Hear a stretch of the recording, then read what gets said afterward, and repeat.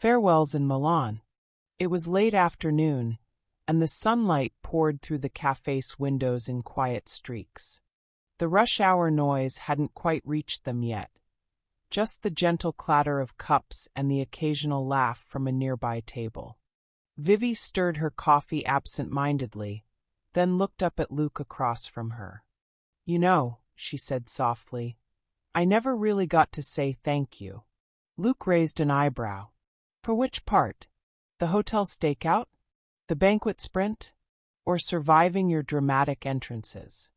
She gave him a small smile, but her tone stayed steady. "For being there. For me, for June. You didn't have to get involved like that. You even took a week off from work, for my chaos." Luke leaned back in his chair, his arms loosely crossed. "It wasn't chaos. It was you needing help. Big difference." Vivi looked down, brushing a strand of hair behind her ear. "Still, most people would have walked away. But you didn't. You stuck around. And that means more than I can put into words." Luke smiled gently. "Well, I guess I'm just not most people." She laughed, finally a bit lighter. "No, you're not." And for a moment, in the quiet lull of the cafe, with no threats, no shadows, just the ease between them, it felt like something healing had begun. Luke stood next to June, his bag slung over one shoulder. "Paris isn't far," he said with a wink. "Call me next time someone gets kidnapped again." June laughed, trying not to cry as she hugged him tightly. Vivi and June stood outside of the cafe. The two best friends looked back one last time at the city, they waiting for the car to take them to the airport. Vivi was dressed simply, but her presence was as poised as ever. When the car arrived, there was Vivi's mother. "You ready, girls?" Margot asked. Margot gently took Vivi's hand. Vivi didn't answer right away. She looked up at the blue Milan sky. "I don't think I'll ever be," she whispered. "But I'm going home." The television in the corner played a muted news report about the Milan incident. Headlines scrolled. Fashion Foundation fraud scandal. Investigations still unfolding. A photo of Vivi and Adrian flashed, and Leon Vescari laughed to himself, low and hoarse. He poured himself a glass of wine, swirling it lazily. He muttered, "A week and still, no one can hold me." He paced slowly across the marble floor, staring at a large map on the wall. Pins and strings tracing connections. Fashion institutions, political figures, police contacts. A photo of Dorian Fox was at the center, circled in red. And below that, in thick ink, Margot Cross.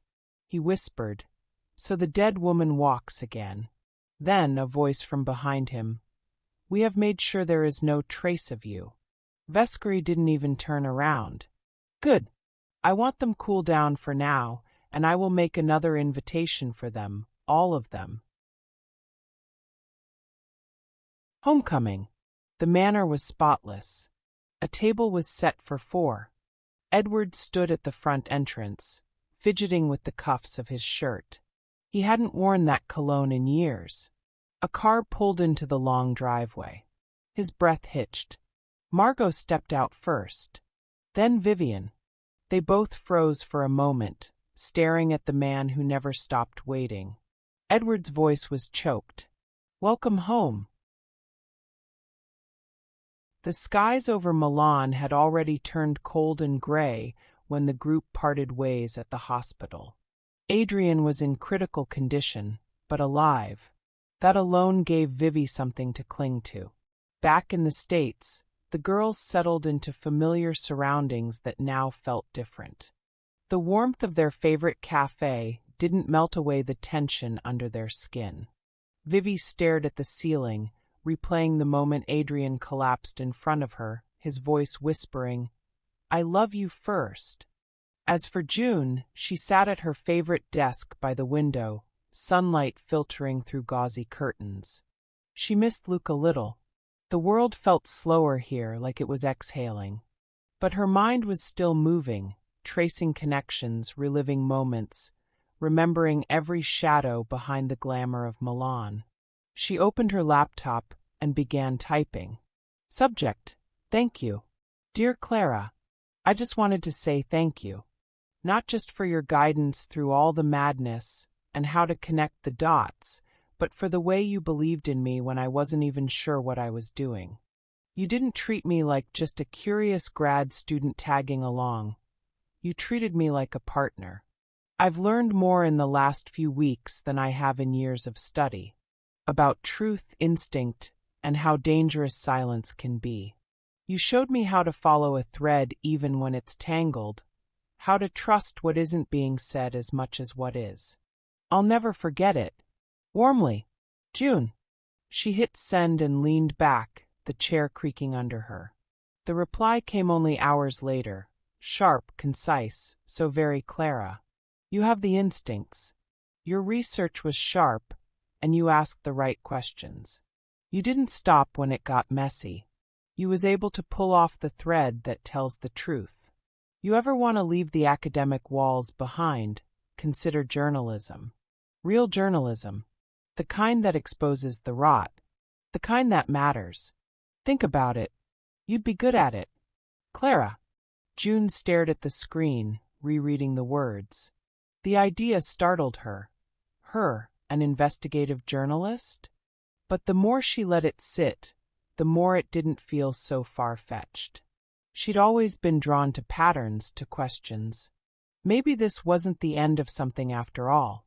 Maybe it was the start.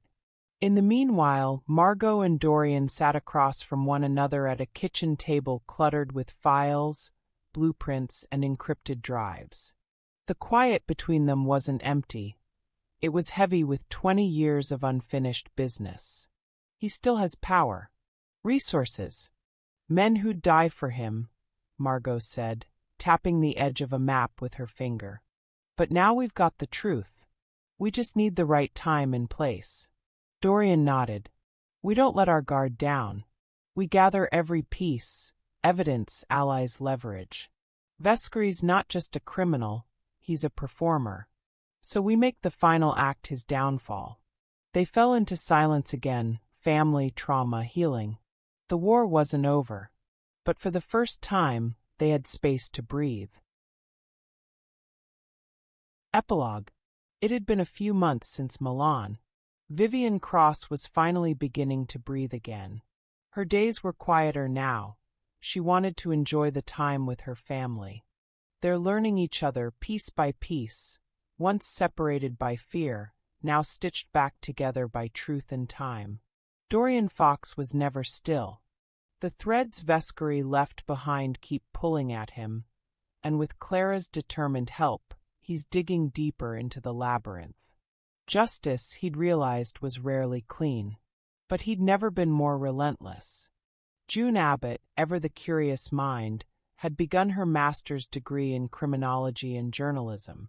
A glowing recommendation from Dorian and Clara sealed it, but it was her own grit, loyalty, and brilliance that truly earned it. She kept a box of Milan mementos beneath her bed. Sometimes she still wondered how close they all came to losing everything. And Adrian Sebastian Dallaire, no longer Vescary's puppet, no longer lost. Since he was discharged from the hospital, he was quieter now. Not broken, but rebuilding. He walked the world differently, uncertain of what redemption looked like, but determined to find it. He hadn't reached out to Vivi yet. Not because he didn't care, but because he wanted to be the man she deserves, not the boy Vescary tried to break. Then one day, it was a day like any other. Vivian was in the garden of the Cross estate, trimming away at a vine that had grown wild along the trellis. Her mother, Margot, watched from the patio with a soft smile, her hands curled around a cup of tea. Just as Vivi reached for the next thorny stem, her housemaid stepped onto the gravel path. Miss Cross, holding out 2 small black envelopes sealed with silver wax, one said Vivian Cross, and the other said Margot Cross. She took it confused. The wax bore no initials, no crest. Across town, Dorian was in his dimly lit office, cluttered with corkboards and red string, the scent of espresso thick in the air. A fax line clicked. Then a gentle knock tapped on the frosted glass. He opened the door to find a sleek black envelope waiting on the floor. No footsteps in sight, no shadow beyond the hall. He bent down, peeled the wax seal, and opened it. And his jaw clenched. Adrian sat alone in a quiet cafe in Milan. He had been keeping to himself these days, sketching in a leather-bound notebook, a bandage still wrapping one wrist. The waitress placed a coffee down beside him, and, oddly, a letter. He frowned. No sender, no name. Just the familiar black envelope. His fingers hesitated. When he finally opened it, the same line greeted him, taunting, cruel, yet intoxicating. On to the next Haute pursuit. Each of them held the same invitation, delivered separately, impossibly like clockwork. No return address. Just a card inside, elegant and sharp. In different places, they looked up from the page with the same creeping realization. The game isn't over. And someone was watching. Life is a strange ladder, each rung carved from desire. At the bottom lies poverty, not just the absence of money, but of options, of safety, of dignity. It teaches people to chase wealth with desperation, to believe that money is the answer to pain. But once they grasp it, something shifts. Money stops being a solution and becomes a hunger. Greed grows where fear once lived, and the climb continues. Wealth leads to power, because influence feels safer than money and far more addictive. Power commands rooms, silences enemies, rewrites truths. Those who hold it begin to treat the world like it belongs to them. And then comes the final transformation, amusement, when survival and ambition are no longer necessary. Those at the top begin to play, not for progress, but for pleasure. The world becomes their stage, people their pawns. Games replace empathy. Cruelty becomes currency. This is how empires rise and fall. How monsters are made, not born. How the pursuit of more becomes a loss of everything that mattered at the start.